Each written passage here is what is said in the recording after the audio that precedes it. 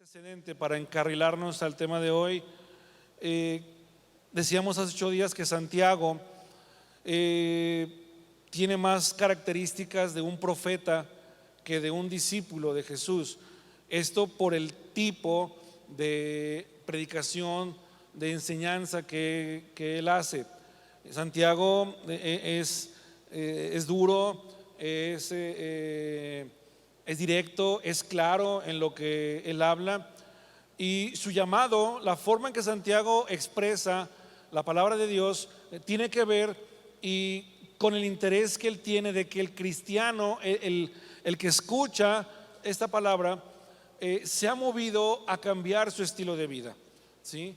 Lo que Santiago quiere expresar y expresa en esta epístola es esa urgencia de que como cristianos, como hijos de Dios, evaluemos nuestra vida, evaluemos nuestra condición y generemos un cambio. Que nuestra fe, hermanos, que decimos tener, dice Santiago, sea una fe activa, sea una fe que se mueva, sea una fe que tenga rasgos que nos distingan, que nuestra fe dé frutos en nuestra vida, y que esos frutos a su vez se traduzcan o desemboquen en obras de amor, en obras de misericordia, ¿sí? Abran sus Biblias en el libro, en la carta o en la epístola de Santiago, capítulo número 2, versículos 14 al 17. En esta serie vamos a estar viendo un tema por capítulo. Repito, desde luego que hay muchos temas que podemos tomar de un solo capítulo, pero por el tiempo, son 5 semanas, me parece que es buen tiempo para ver la carta de Santiago. El resto usted lo puede leer en casa con calma y anotar y estudiar otros pasajes. Santiago 2, 14 al 17. Sígalo ahí con su vista en esta versión. Yo lo leo en la versión alterna y dice la palabra de Dios: hermanos míos, ¿de qué les sirve a uno alegar que tiene fe si no tiene obras? ¿Acaso podrá salvarlo esa fe? Supongamos que un hermano o una hermana no tiene con qué vestirse y carece del alimento diario, y uno de ustedes le dice: que le vaya bien, abríguese y coma hasta saciarse, pero no le da lo necesario para el cuerpo. ¿De qué servirá eso? Así también la fe por sí sola, si no tiene obras, está muerta. Esto es palabra de Dios. Estará de acuerdo conmigo en lo siguiente, fíjese bien. Desde el momento en que nos convertimos a Cristo, desde que nos convertimos a la fe cristiana, comenzamos una nueva vida, ¿sí?, en Cristo. Pero también tenemos que estar muy conscientes de que ese cambio de vida, esa entrega que tú haces de tu vida al Señor, debe de traducirse o debe de manifestar y dar señales de que esa nueva vida está en un constante movimiento, está en una constante búsqueda, ¿sí? No es una nueva vida para estar inmóvil o para estar inactivo en las cosas de Dios. Nuestra nueva vida en Cristo debe de testificar, debe de avalar que en ese mover espiritual, ¿sí?, el nuevo cristiano dé frutos, sea de influencia para otros, ¿sí?, pueda atraer a otros a esa nueva fe a través de su testimonio. En pocas palabras, que esta nueva vida en Cristo que nosotros tenemos dé también a luz a buenas obras, obras de amor. Dice Santiago lo siguiente y lanza esta pregunta y dice: ¿de qué les sirve a uno alegar que tiene fe si no tiene obras? ¿De qué le sirve a uno alegar que tiene fe si no tiene obras? Una señal clara y muy precisa de que un cristiano verdaderamente, de forma genuina, ha creído en Jesús y lo ha aceptado como Señor y Salvador, y por consiguiente tiene una nueva vida, una señal de esa nueva vida es que ese cristiano, ¿sí?, hombre o mujer, se mueve, actúa, trabaja, invita, influye en otros, ¿sí?, para que de esta forma esos otros que no conocen a Jesús también sean llamados a su conocimiento. Acciones que se traducen en obras. Obras es igual a una fe que se mueve. Y una vez que esa fe se mueve, ¿sí?, va a resultar en obras de amor dentro del reino de Dios. Creo también, y espero que estemos de acuerdo en lo siguiente: no nacemos de nuevo en Cristo, ¿sí?, para permanecer siempre sentados en una banca. No nacemos en Cristo y no nos hacemos cristianos para venir nada más los domingos a la iglesia o para venir a un bonito lugar como San Pablo. No nos hacemos cristianos por esa razón. Nacemos en Cristo, hermanos, ¿sí?, por una razón diferente. Tampoco nacemos de nuevo en Cristo para guardar en un cajón el don de la salvación que nos ha sido dado por gracia. Algún día todos nosotros vamos a rendir cuentas de ese don. ¿Qué hiciste con tu salvación? ¿A cuántos les compartiste lo que tú recibiste de gracia? ¿Cuántos has o trajiste a los pies de Cristo en tu acción y en tu mover cuando cuando conociste al Señor y fuiste salvo? Y en pocas palabras también, las almas que ganamos para Cristo, el trabajo que hagamos dentro del reino en esta nueva vida, son las obras de amor a las que se refiere Santiago. Cambios, frutos en nuestro interior que deben reflejarse en nuestro exterior. Es un conjunto de cosas que van de la mano con esa nueva vida en Cristo. Santiago aborda este tipo de problemas y se refiere, fíjense bien, a un tipo de cristiano, ¿sí?, que Santiago ve, lo señala y anota sus problemas. Santiago no es un hombre que se ande por las ramas. Santiago podría ser una especie como de pastor hoy en nuestros días, que puede resultar incómodo para las iglesias. ¿Quién ha leído la epístola de Santiago? Son nada más 5 capítulos.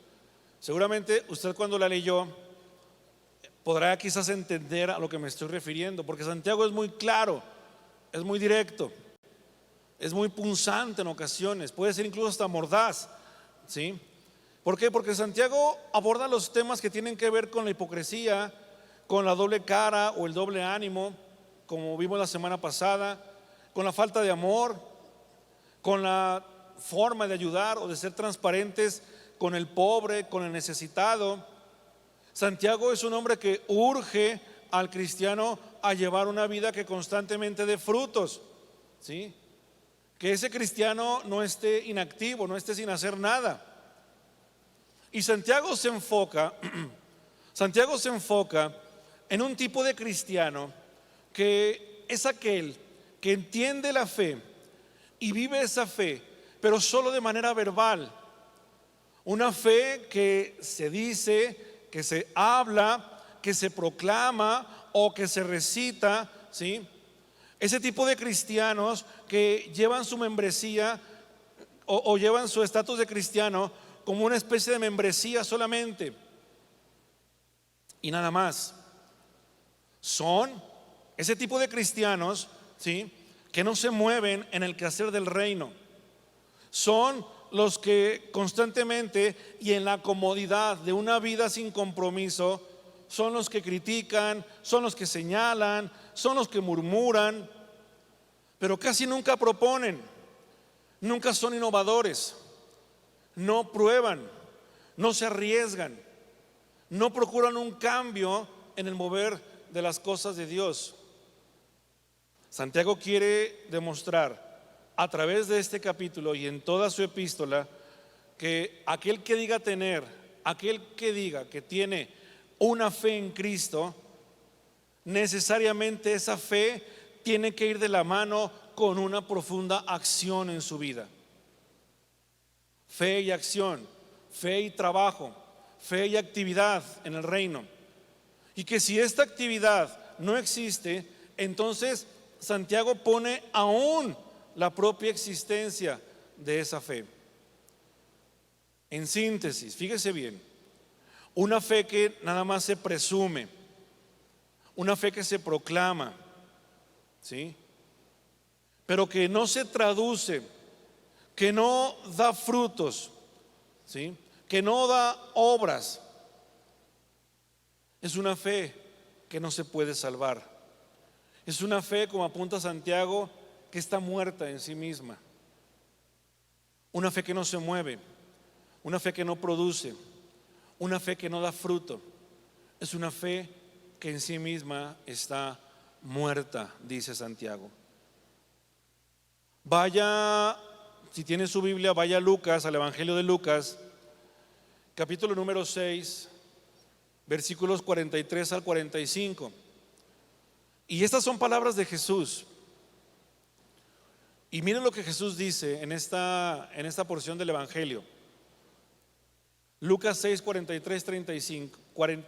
Lucas 6, 43 al 45. Dice así: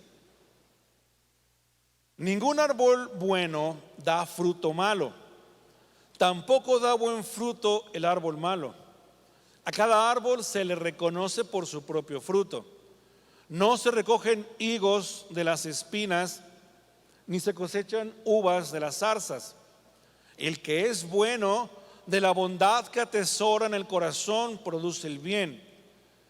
Pero el que es malo, de su maldad produce el mal.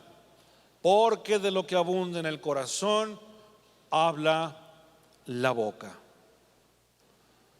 Aquí Jesús hace una comparación y toma la figura de dos árboles con su fruto respectivo cada uno de ellos, y lo hace para ejemplificar la vida o tipificar la vida de dos tipos de personas.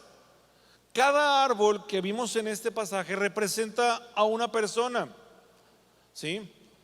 Dice Jesús: ningún árbol bueno da fruto malo, pero ningún árbol malo da fruto bueno. Por eso usa la ilustración de los higos. Ninguna higuera puede dar otro fruto que no sea higos. ¿Qué dan las higueras? Higos. ¿Qué dan los espinos? Espinas. Está en la naturaleza de cada árbol dar el fruto por el cual existen. Y es a lo que apunta Santiago. El fruto de las obras, hermanos, el fruto de las obras de todo hombre es el resultado de lo que hay en nuestros corazones. Romanos 10:10 dice Pablo lo siguiente. Dice: porque con el corazón se cree para ser justificado, pero con la boca se confiesa para ser salvo. La boca habla lo que nace del corazón, ¿sí? Lo que nace del corazón es lo que nuestros labios van a externar. Por eso Pablo dice: porque con el corazón se cree para ser justificado, pero con la boca se confiesa para ser salvo. Esto es, que si en el corazón no nace primero la fe para creer en la justicia de Dios, que es en Cristo Jesús, ¿sí? Aunque tus labios lo repitan, si no nace aquí, si no hay un convencimiento aquí, de nada sirve esa declaración. No hay salvación simplemente cuando la boca confiesa, sino cuando con el corazón se ha creído. Y esto nos puede llevar a evaluar incluso muchas de nuestras formas de anunciar el Evangelio. Nos debe de llevar a una reflexión sobre el cómo las personas o cómo invitamos a las personas a que de pronto reciban a Jesús en sus corazones, ¿sí? Y esto es algo que yo en lo personal también he estado evaluando a la luz de releer esta epístola, porque a veces somos muy dados a que en un momento de euforia, en un momento de más emoción que de una verdadera adoración, lanzar de pronto este recurso de que ¿quién quiere recibir a Jesús en su corazón como Señor y Salvador? Y la gente levanta sus manos y luego le decimos, a ver, repita conmigo esta oración: Señor Jesús, yo creo que tú, y comenzamos a hacer eso. El problema no es que esté mal en sí ese recurso. El problema es si realmente en el corazón de quien repite esas palabras existe ese convencimiento. Y eso es algo que nosotros ya no podemos ver, eso solo Dios lo ve. Yo con esto no estoy diciendo que sea un mal recurso empleado. A veces se abusa de él. En esa atmósfera que vamos creando, que de pronto se forma y se crea, y donde la gente se emociona más de lo que debe de ser, y en esa atmósfera se dan este tipo de proclamaciones.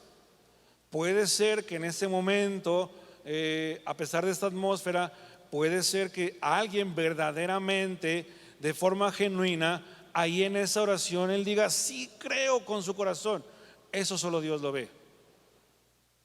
Tampoco podemos pensar o irnos con la incomodidad de pensar, bueno, ¿y qué con los que en el último aliento de su vida reciben al Señor? ¿Cuántos no hemos compartido la palabra con alguien que está en ese momento de su vida y lo llevamos a los pies de Cristo? Es exactamente lo mismo. Si en su corazón hubo una fe genuina de eso, esa persona desde luego que encontrará salvación. Pero entonces Santiago se refiere al hecho de que si genuinamente en el corazón está la creencia de la justificación, entonces ahí tiene que nacer algo nuevo. Y eso es a lo que Jesús se refiere. Ese es el árbol bueno que dice Jesús. Ese es el árbol bueno que no puede dar fruto malo, porque su fe nace del corazón. Cree primero con el corazón. Esa fe existe y nace en su corazón y desemboca en las palabras de sus labios. Y por lo tanto, entonces ese corazón, ese árbol comenzará a dar frutos buenos. Y es algo muy natural, es algo muy lógico. Por eso Jesús pone también el contraste: el árbol malo no puede dar frutos buenos, porque no puede dar ese tipo de frutos. Gálatas 5, 22, 23, otra vez Pablo apunta a lo siguiente. Seguramente este pasaje ya se lo sabe. Gálatas 5, 22, 23, Pablo dice: mas el fruto del Espíritu es amor, gozo, paz, paciencia, benignidad, bondad, fe, mansedumbre, templanza. Contra tales cosas no hay ley, dice Pablo. Hermanos, los frutos del Espíritu son los frutos del verdadero creyente.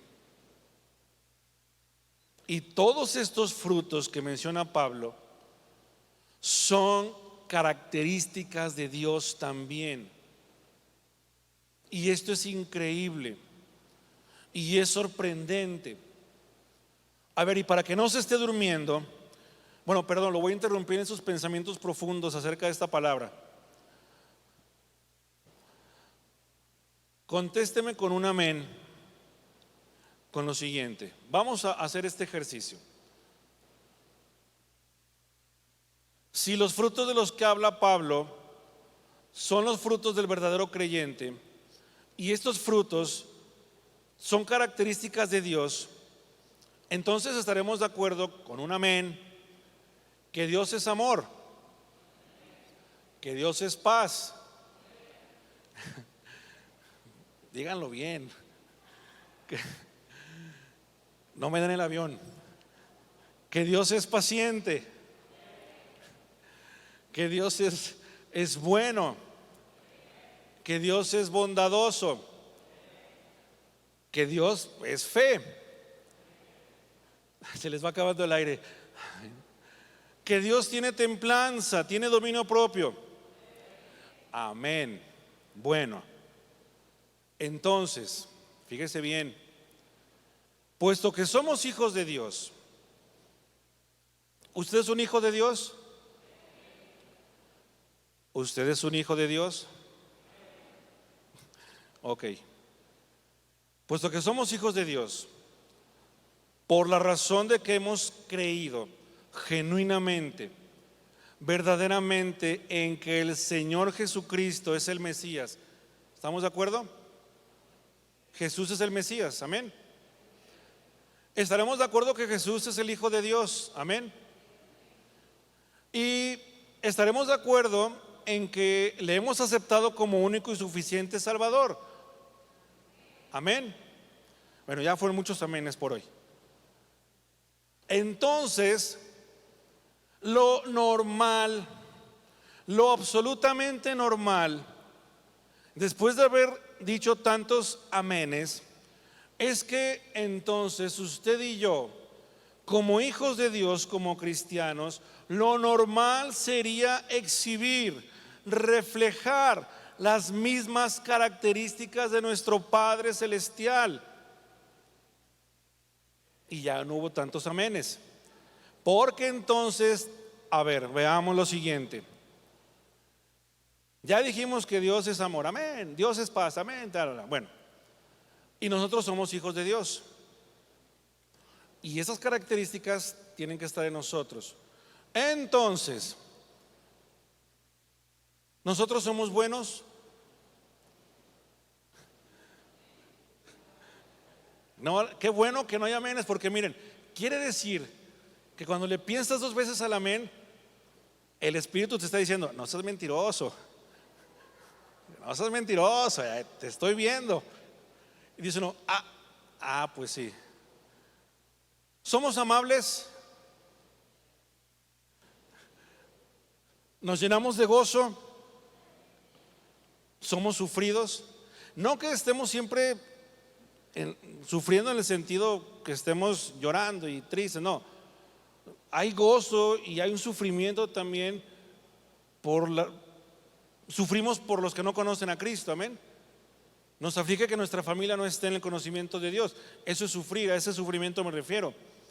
¿Somos hombres de paz? Este está buenísimo y yo me dije a mí mismo hoy: ya no lo repitas, Rubio, en este culto. Pero bueno, como ustedes no estuvieron a las 10:30 ni estuvieron a las 8, entonces lo van a tener que escuchar. Porque esta característica es única. Dios es paciente, amén. ¿Y usted es paciente? Mire que lo está viendo el Espíritu Santo. ¿Somos pacientes? ¿Tenemos fe? ¿Somos mansos? ¿Somos buenos? ¿Tenemos dominio propio? Hermanos, lo que quise enfatizar con este ejercicio es que si nos decimos cristianos, es que si somos hijos de Dios, entonces debemos parecernos a Él. Es así de simple y así de claro. Al ser hijos de Dios, entonces nos parecemos e imitamos y reflejamos a Dios en nuestra vida. Y de esa forma testificamos que verdaderamente Dios vive en nosotros. Y entonces está la otra parte: el árbol malo no puede hacer esto. ¿Por qué? Porque no es hijo de Dios. Porque la persona mala podrá imitar, podrá parecerse a Dios, pero no será un hijo de Dios. Y la pregunta esta tarde para nosotros es: ¿somos alguien que se parece y refleja a Dios en su vida? A ver, voltee con su hermano que está a su lado y véalo así de lejitos. Dígale, pues tú te pareces, pues tú como que no te pareces mucho a Dios. No, no sé, que no va a hacer un conflicto aquí. Pero somos alguien que se parece y refleja a Dios en su vida. La respuesta tendría que ser un unánime y sonoro y estruendoso amén de la iglesia.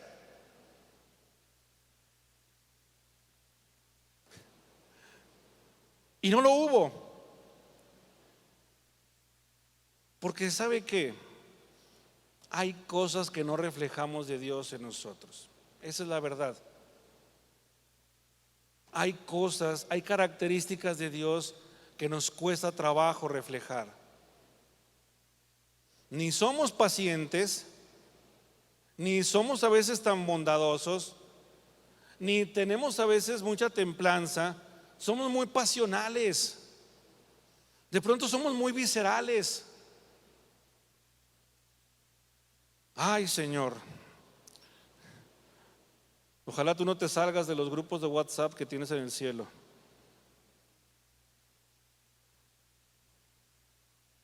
Mire, el amor, la alegría, el gozo, la paz, la paciencia, la benignidad, la amabilidad, la bondad, la fidelidad, la fe, la humildad, la mansedumbre, el dominio propio, la templanza.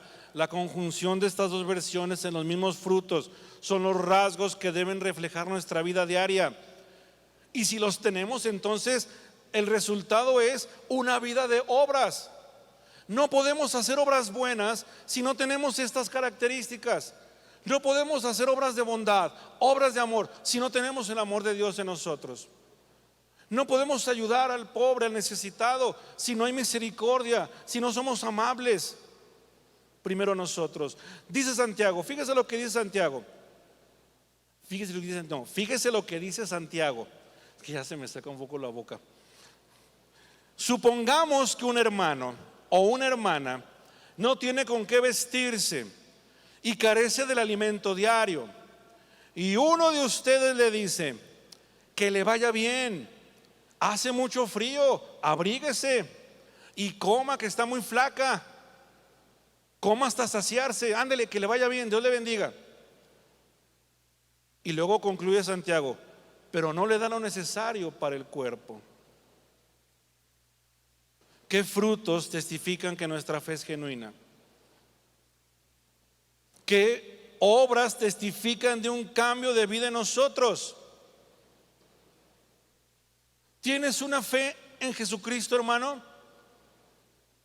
¿Tienes una fe en Jesús? ¿Es tu fe una fe viva, una fe activa? ¿Es una fe y vives una fe en constante movimiento? ¿Por qué arropamos al que tiene frío? Porque hay amor en nosotros, porque hay benignidad, porque hay bondad, porque somos movidos a misericordia, por esos frutos del Espíritu que debemos de tener, que debemos reflejar, y eso se traduce en obras de caridad. ¿Por qué alimentamos al hambriento? Porque vemos su necesidad y no pasamos de largo. Y de eso se trata. No se trata de hacer obras para ganarnos el favor de Dios, porque lo sabemos y lo tenemos muy claro. La salvación no es por obras, es por gracia. Pero aquí Santiago habla de otro tipo de obras, de las obras que nacen del amor genuino que hay en nuestro corazón al creer en Jesucristo. Y eso genera un cambio. Damos al que necesita, apoyamos al que no tiene, le damos vestido al que anda desnudo, tratamos de alimentar al hambriento, tratamos de procurar lo que le falta al necesitado. ¿Por qué? Porque lo hacemos por amor. No lo hacemos para ganarnos el reconocimiento de la gente. Quien lo hace así ya tiene su recompensa, dice la Biblia. Si tú haces algo, si tú haces una obra de amor, les voy a hacer un consejo muy chocante. Pero si tú haces una obra de amor, no la exhibas como un logro de ti. Si haces una obra de amor, no la publiques. No le tomes foto y esperes los likes de aprobación o el corazoncito de emoción o la carita feliz. Lo que hagas, hazlo por amor. Hazlo por el amor que Jesús puso en tu corazón. Hermanos, no nada más de buenas palabras y buenos deseos se suplen las necesidades del hambriento, del desamparado y del huérfano, del abandonado o de la viuda. No nada más con decirle, hace frío, póngase algo. No nada más con decirle, oye, come, estás muy flaco, si no tiene para comer. No nada más de esas palabras se suplen esas necesidades, se suplen con acciones, se suplen haciendo buenas obras que suplan sus carencias. Santiago, y con esto voy concluyendo, Santiago apunta a que si alguna persona intentara demostrar su fe sin sus obras, no solo no podría hacerlo, sino que se pondría a sí mismo en ridículo. No hay manera de mostrar la fe sin las obras, porque es una fe que nace del interior, es una fe del corazón, es una fe invisible. Y lo único que vas a reflejar son las obras de amor que nazcan de tu corazón. Nada más. 3 apuntes finales y con esto concluyo. Número 1, no hacemos obras para ganarnos la gracia de Dios. Creo que eso lo tenemos muy claro. No somos parte de la religión popular, en donde entre mejor te portes, te va a ir mejor. O mientras más obras buenas hagas, te ganas el cielo. Aquí no. Aquí es por gracia. Y la gracia se recibe por fe en el corazón. La controversia entre Santiago y Pablo se resuelve muy fácilmente cuando entendemos que las obras a las que se refiere Santiago son obras que nacen del corazón que ha creído a Jesús. Y esas son las obras a las que se refiere Santiago, no a las obras de la ley, como les llama la Biblia, esas que no pueden salvar. Número 2, Santiago concluye con una nueva afirmación, firme y tajante, y esa es la parte dura del mensaje. Santiago se refiere a un hombre al que él llama hombre vano. En la versión 60, en el versículo 20 dice: mas ¿quieres saber, hombre vano, que la fe sin obras es muerta? Y la palabra vano que aparece en esta versión, en la Reina Valera, y que está en sus Biblias, la palabra vano es una palabra griega que se traduce como kenos o kenos. Y a su vez esta palabra kenos, vano, significa vacío, falto de verdad, y se refiere a su vez o tiene que ver con lugares, con cosas o con personas que no tienen nada. Con cristianos que siempre están con las manos vacías, con cristianos que no traen regalos de amor, de gracia. Personas vanas que les llama Santiago. Yo no les estoy llamando así. Por aquí de los reclamos, reclámele a Santiago. El hombre vano es ese, el hombre que está vacío, el hombre que no tiene nada, el hombre que nunca da. A eso se refiere Santiago, como cristianos que con sus actos no resultan en nada productivo, que son vanos, que no tienen efecto, que no dan fruto.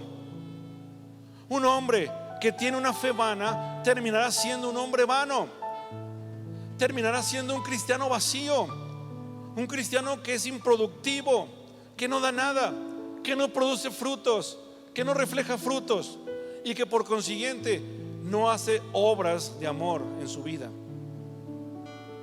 Por último, número 3,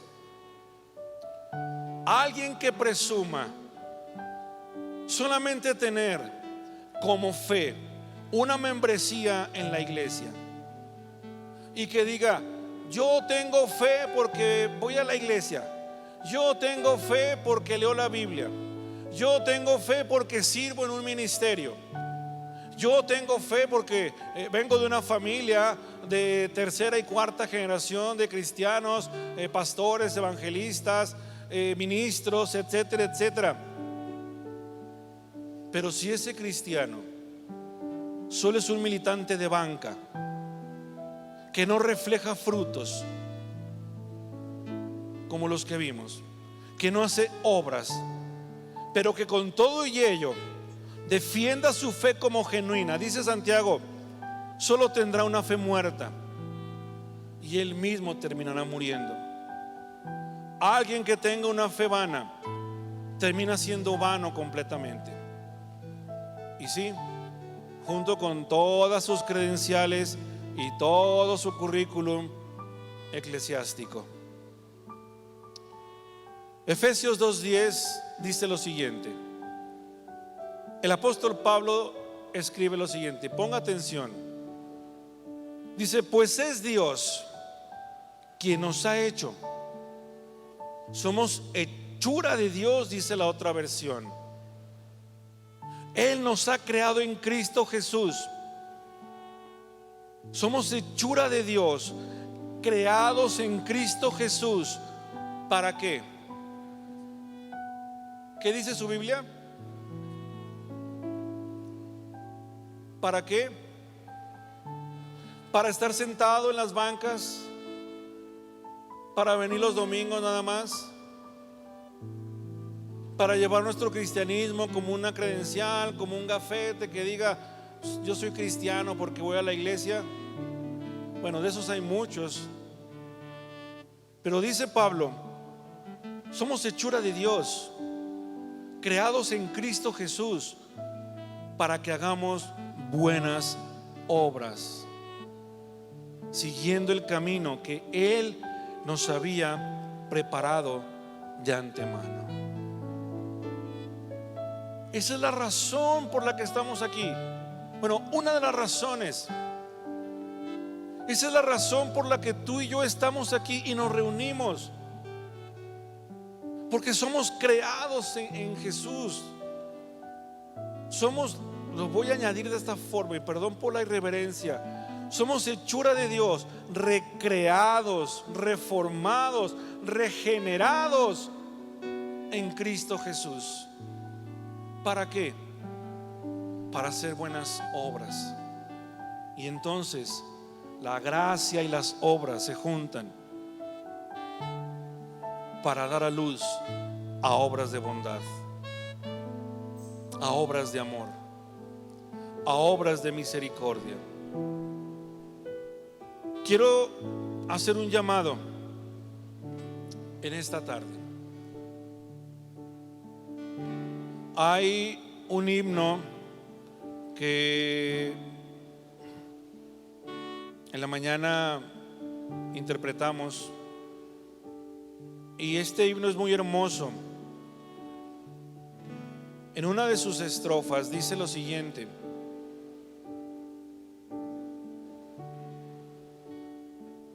puedes en tu cielo alguna nube disipar, haz a un lado tu egoísmo cruel. Y luego esto es lo impactante de este canto: aunque solo un corazón pudieras consolar, brilla en el sitio donde estés.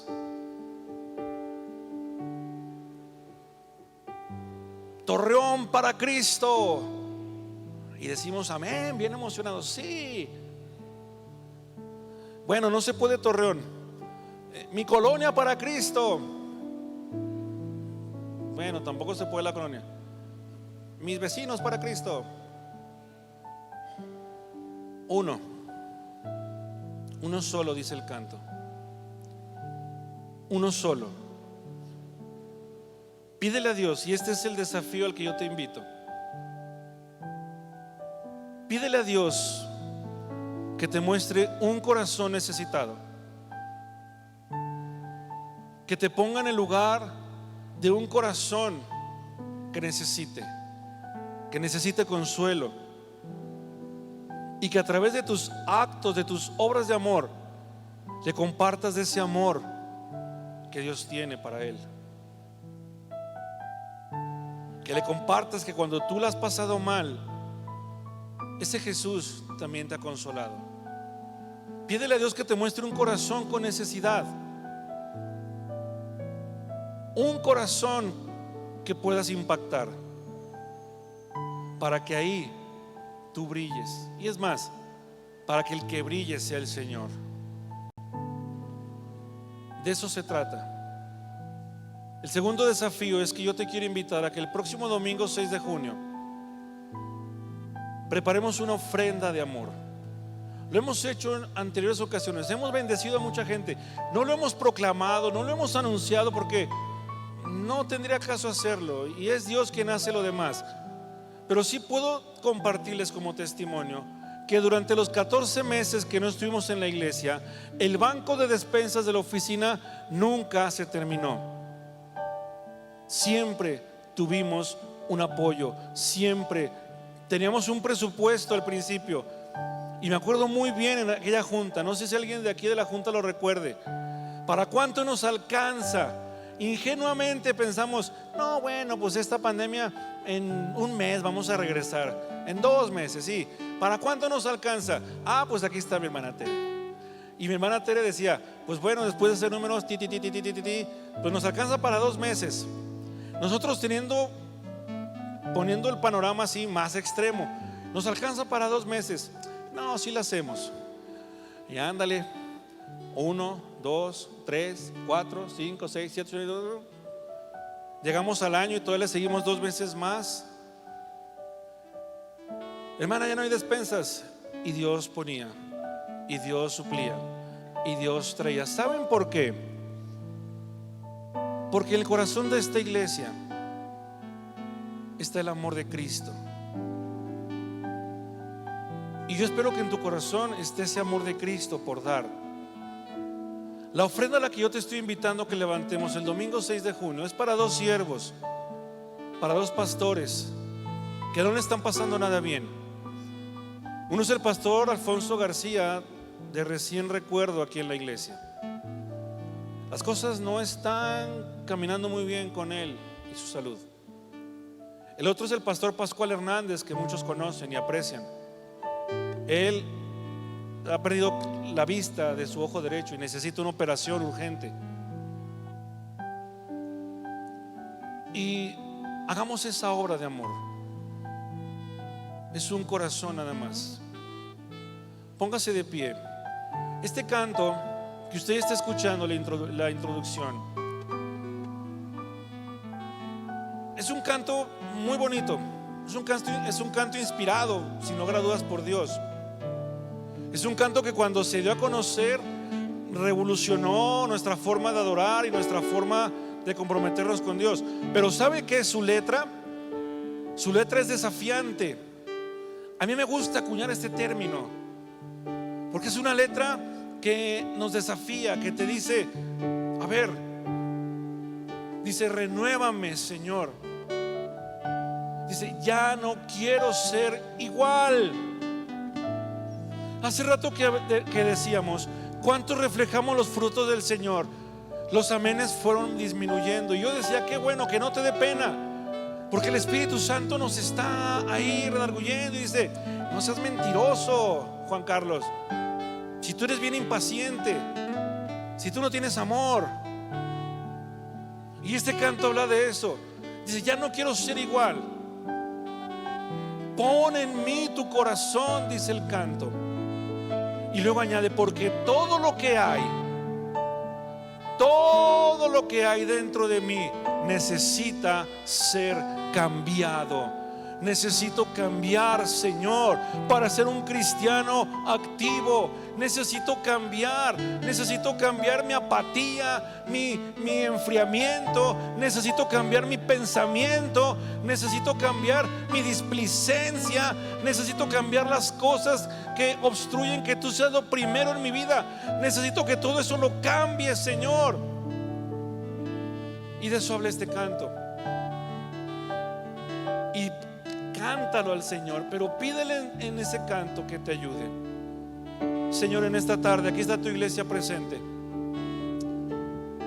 Señor, yo sé que en el anhelo de nuestros corazones es el que verdaderamente seamos cristianos que influyen en un cambio en este mundo. Tú nos has llamado para eso, Señor. Señor, ayúdanos a reflejar en nuestra vida tus mismas características, los frutos de tu espíritu. Ayúdanos a ser más bondadosos, ayúdanos a tener paz, ayúdanos a no ser impacientes, Señor, sobre todo con nuestros hermanos en la fe, con los débiles en la fe. Ayúdanos a soportarlos, a tolerarlos, a amarlos y a comprenderlos tal y como tú lo haces con nosotros, Señor. Señor, ayúdanos a hacer obras de amor. Muéstranos uno solo. Dile al Señor esta tarde con tus labios: muéstrame uno solo. Y ayúdame, Señor, en el nombre de Jesús. Renuévanos, cámbianos, haznos nuevas personas, Señor, en el nombre